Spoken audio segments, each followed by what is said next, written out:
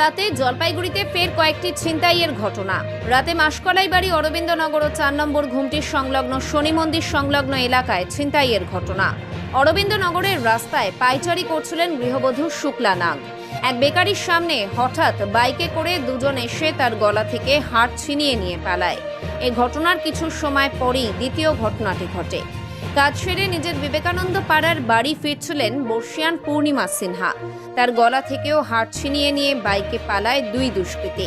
এরপর শনি মন্দির এলাকায় একই কায়দায় ছিনতাই হয়। এই কয়েকটি ঘটনার জেরে আতঙ্কিত হয়ে পড়েন তিনজন। এক মহিলা বলেন, শহরে এ ধরনের ঘটনা হঠাৎ বেড়ে গিয়েছে। আমরা থানায় অভিযোগ করলাম, তদন্ত শুরু করেছে কোতোয়ালি থানার পুলিশ। আমি খুব ভয়ে আছি।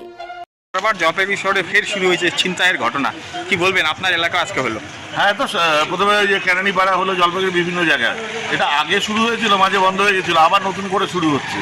প্রশাসনের একটু নজর দিতে হবে, আর মানুষকেও সচেতন হতে হবে। এবং ডোর টু ডোর প্রত্যেককে তো আর সিকিউরিটি দেওয়া সম্ভব না, কিন্তু এই জায়গাটা শহরের মধ্যে একদম এই সামনে এই ঘটনাটা ঘটে গেল, অবাক কাণ্ড। আমাদের এলাকায় আগে এরকম হয়নি, প্রথম এরকম যে সন্ধ্যাবেলা প্রায় সবাই এখানে ছিল।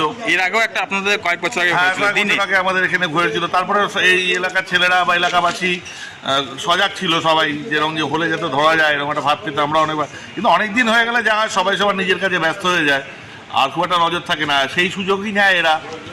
হ্যাঁ, শহরে এটা খুব হচ্ছে। এই দেখে তো মনে হলো, আমাদের যে এই সিসি ক্যামেরাটা দেখে মনে হলো অল্প বয়সী ছেলে, যারা সব নেশাবান করে, যেটুকু মনে হয় তার জন্য এসব কাজে লিপ্ত।